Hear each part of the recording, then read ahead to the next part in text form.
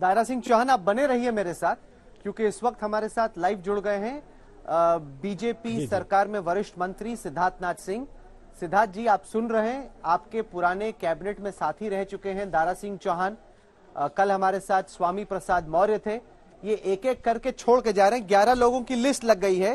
Headline बन रही है, बीजेपी से मची भागम भाग। आपके ये तमाम साथी सिद्धार्थ क्यों छोड़ के जा रहे हैं बीजेपी? क्या हो रहा है? जो माहौल आप बनाने की कोशिश कर रहे थे कि बीजेपी 300 प्लस, क्या आपको लग रहा है कि दारा सिंह चौहान हो, स्वामी प्रसाद मौर्य हो, इस तरह के नेताओं के छोड़ने से आपकी पार्टी का चुनाव की तैयारी की जो कोशिश चल रही थी उस पर इंपैक्ट हो रहा है सिद्धार्थ जी?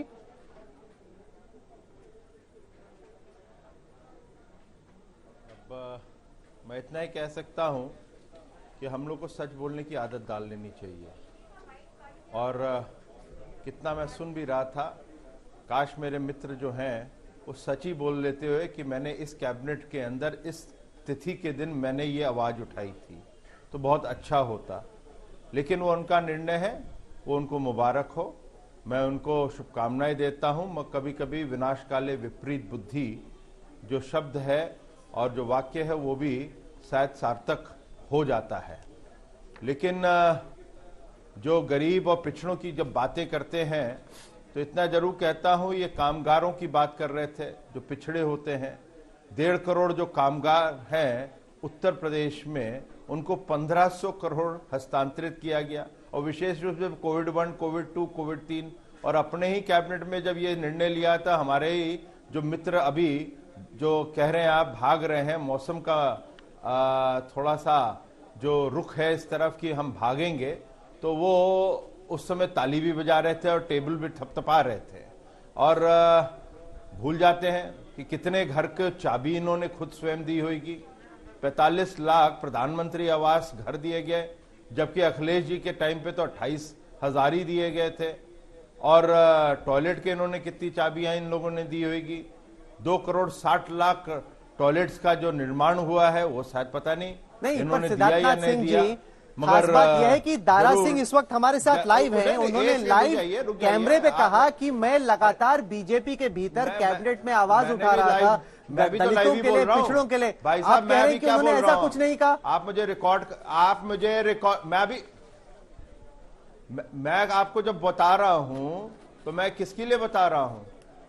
और मेरे को क्या आप रिकॉर्ड कर रहे हैं या लाइव दे रहे हैं? लाइव ही दे रहे हैं। लाइव है सर, लाइव है, आप एकदम लाइव है। लाइव दे रहा हूं, जो आपको बता रहा हूं। हाँ, तो 1 करोड़ 70 लाख लोगों को जो उजाला गैस कनेक्शन दिया, वो गरीब नहीं है और कौन होते हैं? और वो दलित समाज से नहीं आते, ओबीसी समाज से नहीं आते। जो घर देते हैं वो किसको? वो आपको और हमें नहीं देते ना, उन्हीं को दिया जाता है। जो गरीब और दलित होते हैं या पिछड़े होते हैं उन्हीं को दिया जाता है। जो राशन दिया जाता है वो किसको दिया जा रहा है? 15 करोड़ लोगों को। तो ये जितने हैं किसान सम्मान निधि के अंदर जब 42,500 करोड़ 42,500 करोड़ रुपए दिया गया, वो किसको दिया गया? 2.5 करोड़ लोगों को। वो किसान है ना। किसान कौन होते हैं? गरीब होते हैं, इसी समाज से आते हैं। तो ये जो सब चीजें हुई हैं, पीछे जो समाजवादी पार्टी की सरकार है उसमें क्या हुआ उसकी आंकड़े दे दें।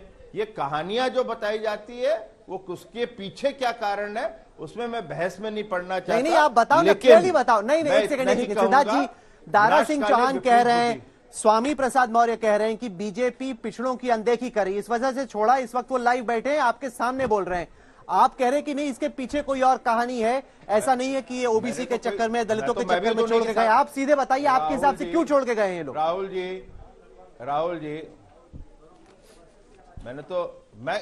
अरे एक का बेटा को टिकट चाहिए, वो छोड़ के चला गया। जब परिवारवाद में परिवारवाद रहेगा, ओबीसी-वाद खत्म हो जाएगा, तो क्या करोगे आप? और जब एक को कहा लगता है कि हम हार जाएंगे तो दूसरी जगह चले जाए, तो उसको ये लगता है। अब उनका निर्णय है इसमें। मैं रुकिए दारा सिंह चौहान, सिद्धार्थनाथ सिंह और बीजेपी के तमाम नेता ये कह रहे हैं कि आप लोग ओबीसी या दलितों के हितों के लिए नहीं, आप अपने परिवार के हित के लिए छोड़ के गए हैं। किसी को अपने बेटे को सीट दिलानी है, किसी को चिंता हो रही कि वो सीट हार रहा है, सीट चेंज करनी है। इसी वजह से आप लोग छोड़ के भाग रहे हैं, इसलिए नहीं कि आपको ओबीसी या दलितों की चिंता है। देखिए, माननीय सिद्धार्थनाथ सिंह जी अच्छे व्यक्ति हैं, मेरे अच्छे शुभचिंतक भी हैं। अच्छी सोच इनकी रहती है।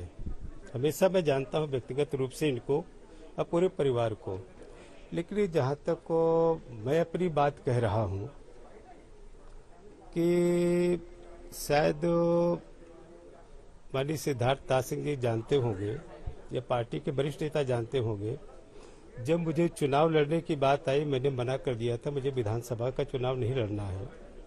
लेकिन फिर भी कहा गया कि नहीं आप लड़िए। और मैं बता रहा हूँ आपको कि शायद पहली बार जिस विधानसभा में कभी भारतीय जनता पार्टी जीती नहीं थी, पहली बार में लड़ने के बाद पहली बार मधुबन विधानसभा में भारतीय जनता पार्टी का खाता खुला है। पहली बार भारतीय जनता पार्टी का खाता खुला है। मैं आपके सामने का मैं जानता हूँ, जहां मुझे कहना था पूरी बात मैंने कह दिया था।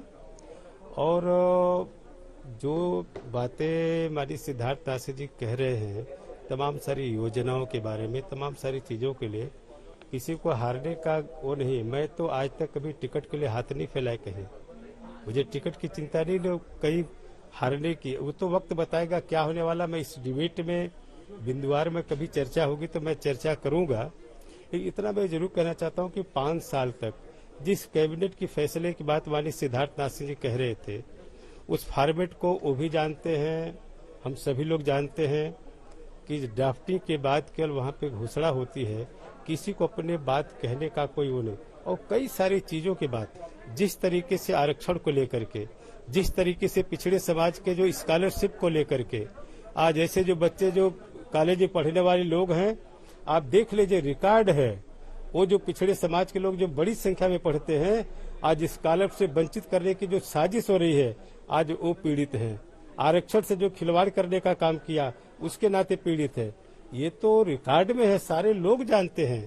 और मैं कहूँ पिछड़े समाज के होने के नाते ये जो उचित मंच था जहाँ पे निर्णय होता है, उस सारे उचित मंच पे मैंने अपनी बात को पहुंचाने का काम किया।